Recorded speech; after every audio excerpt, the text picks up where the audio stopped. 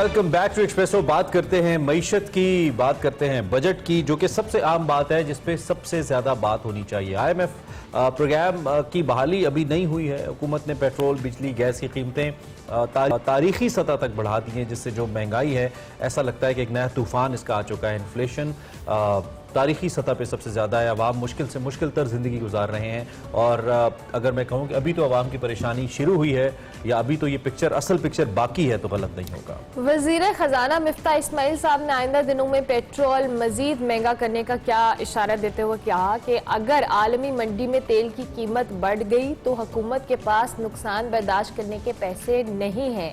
जबकि माहिर मैशत डॉक्टर इशफाक हसन दावा कर रहे हैं कि अभी अवाम को 1 या 2 महंगाई के मजीद बूस्टर लगना बाकी है और इस माह के आखिर तक पेट्रोल की कीमत भी एक्सपेक्टेड है कि 260 रुपए तक पहुंच जाएगी। और आइंदा माली साल के बजट की तैयारियां भी एक तरफ दूसरी तरफ जारी हैं। इतलात ये भी सामने आ रही है कि आइंदा का जो बजट है वो सख्त तरीन होगा। इसमें 1100 अरब के इजाफी टैक्स लगाए जाने का भी इम्कान है, जबकि हुकूमत की जानिब से बिजली और तेल की बचत के लिए मुख्तलिफ फार्मूले सामने लाए जा रहे हैं। कफायत शुमारी के प्लान भी तैयार किए जा रहे हैं। हुकूमत का कहना है कि वजीर आजम किसी भी वक्त हुकूमती अखराजात कम करने और कफायत शुमारी मुहिम से मुतल्लिक बड़ा ऐलान कर सकते हैं। बिल्कुल, लेकिन दूसरी जानिब जो बढ़ती लोड शेडिंग है, उसका क्या किया जाए? इस पर वज़ीर आज़म का नोटिस भी काम नहीं आया। बिजली का शदीद बहरान जारी है, तारीखी शॉर्टफॉल है। 7000 मेगावाट तक इतलात हैं कि पहुंच चुका है, 7000, इनफेक्ट 7000 से भी ज्यादा। और दूसरी जानिब शाहिद खाकान अब्बासी कुछ देर पहले ही ये दावा कर रहे थे कि इसको हम 3-3.5 घंटे तक ले आएंगे। मजीद शाहिद खाकान अब्बासी साहब ने इस हवाले से क्या स्टेटमेंट दी, जरा वो सुन लीजिए और फिर इसको लिंक करते हैं। मुल्क में आज ज़रूरत जो है बिजली की वो 25,000 मेगावाट है। हमने जनरेशन बढ़ाकर 21,000 पे कर दी है। वज़ीर आज़म साहब ने जो आज फैसले किए हैं उसकी रोशनी में कल से इंशाल्लाह लोड शेडिंग 3.5 घंटे से कम होगी। 16 जून से इंशाल्लाह इसको 3 घंटे से कम कर दिया जाएगा और 30 जून से इंशाल्लाह ये लोड शेडिंग जो है ये 2 घंटे से भी कम 1.5 घंटे के लगभग होगी। और हमें उम्मीद है कि जुलाई में हम इसे मजीद कम करने में कामयाब होंगे। अब्बासी साहब को आपने सुना, फॉर्मर प्राइम मिनिस्टर भी रहे। इस वक्त, इससे पहले कि मैं अपने मेहमान से और एक्सपर्ट से बात करूं, जो बजट तजावीज़ आ रही हैं या इतलात आ रही हैं, उसके मुताबिक जो तरक्याती बजट पाकिस्तान का है वो 2184 अरब रखने की तजवीज़ है, जबकि इसमें कर्जों या सूद की अदायगी जो है वो तकरीबन 3523 अरब की है। तो आप डिफरेंस यही से चेक कर लें, तकरीबन 4.25 खरब डेफिसिट के साथ ये बजट आ रहा है। And this is going to be real tough situation for the people of Pakistan. हमारे साथ डॉक्टर अयूब मेहर साहब मौजूद हैं, इकोनॉमी के हवाले से एक्सपर्ट हैं। उनसे ज़रा बात करते हैं और जानने की कोशिश करते हैं। डॉक्टर साहब, there is no second opinion. बहुत टेंस सूरत हाल है, बहुत सख्त सूरत हाल है इस वक्त जो हमारे सामने है। हुकूमत के लिए क्या ऑप्शंस हैं जब IMF ये कह रहा है कि आप टैक्सेस मजीद लगाएं, IMF ये कह रहा है सरकारी मुलाजमीन की तनख्वाहें मत बढ़ाएं, IMF ये कह रहा है कि पेट्रोल को 260-70 पर ले जाएं, अवाम के लिए कुछ भी नहीं है। हुकूमत के पास कौन सी विंडो है डॉक्टर साहब? शुक्रिया इमरान साहब।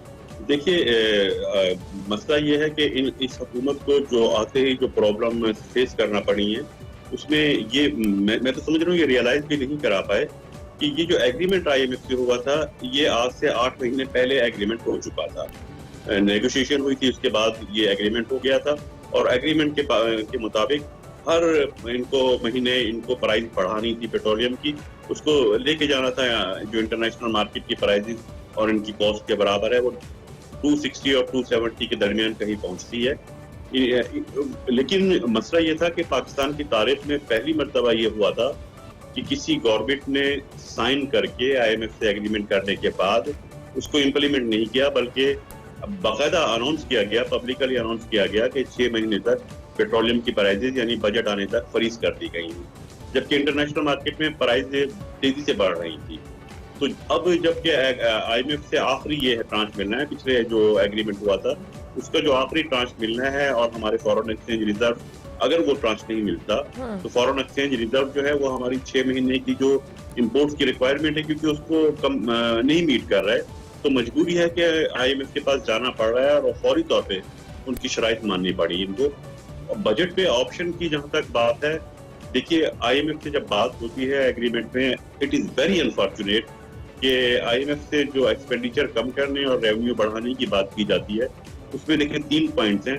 IMF जिन चीज पर एक्सपेंडिचर कंट्रोल करने का कहता है वो एक सब्सिडीज की बात करता है। ठीक है। सब्सिडीज नेबर कंट्री में हमारे साथ इंडिया में टोटल बजट का 25% सब्सिडीज पर खर्च होता है। बांग्लादेश में 35% है। यूरोपियन यूनियन या इंडस्ट्रियलाइज्ड कंट्रीज में चले जाएं तो वहाँ 50% के करीब सब्सिडीज पर खर्च होता है।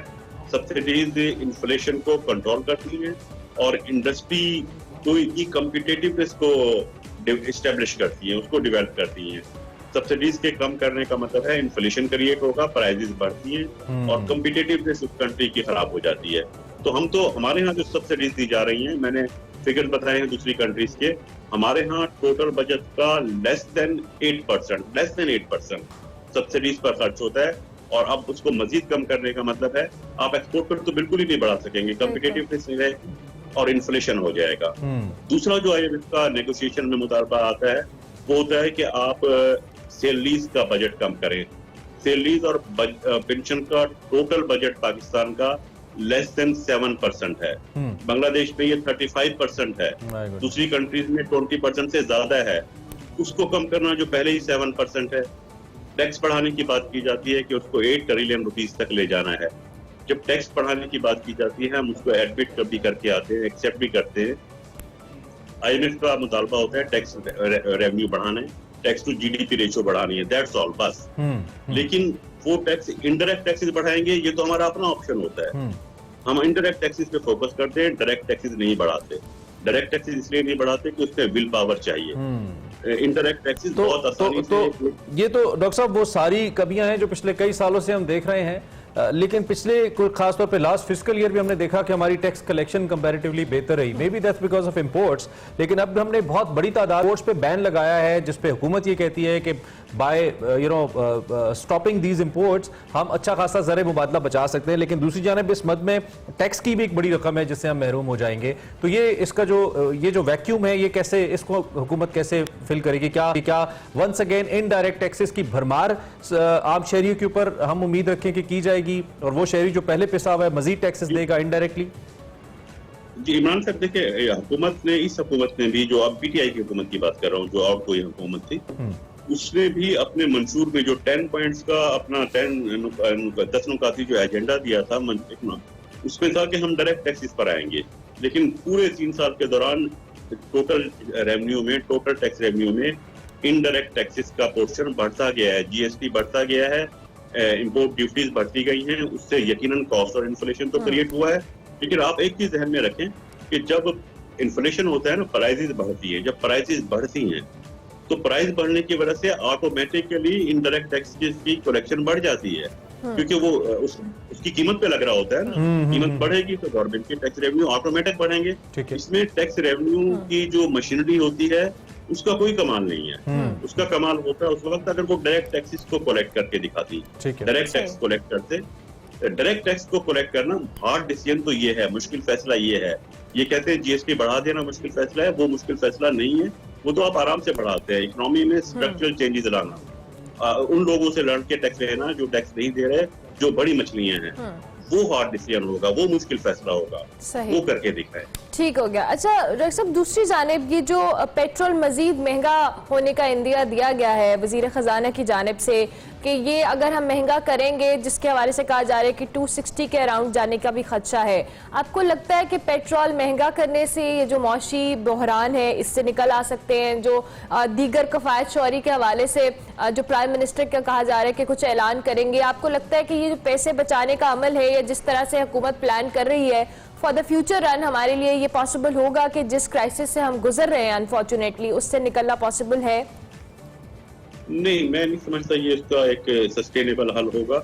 ये अभी जो हल निकाला जा रहा है और अभी जो प्राइस बढ़ाने की बात की जा रही है उसमें देखिए फर्क ये है, अभी जो 60 रुपीज बढ़ाए गए थे वो तो बेसिकली जो सब्सिडीज दी जा रही थी ऑयल मार्केटिंग कंपनीज के जरिए, अभी तो सब्सिडीज खत्म की गई है। अब जो प्राइस बढ़ाने की बात की जा रही है वो बेसिकली जो GST कम किया गया था, वो GST को जो उसका रेट है दूसरी प्रोडक्ट पे 17% उसके इक्वल लाने की बात की जा रही है। यानी पहले सब्सिडीज खत्म की थी, 60 रुपए बढ़ा था, अब GST खत्म किया जाएगा तो मजीद बढ़ेगा। और जहां तक उससे निकलने का ताल्लुक है, 1993 से हम IMF के इस प्रोग्राम में बार बार आ रहे हैं, निकल नहीं पा रहे। निकलने का हल ये था, जाते क्यों? बेसिकली तो ये है कि उसका रीजन क्या है कि हमें जाना पड़ता है। रीजन ये है कि हमारे ट्रेड डेफिसिट जो है, बैलेंस ऑफ पेमेंट जो है, वो उसका डेफिसिट बढ़ता जा रहा है। और ये कोई रॉकेट साइंस नहीं, बिल्कुल सिंपल है। जिन कंट्रीज का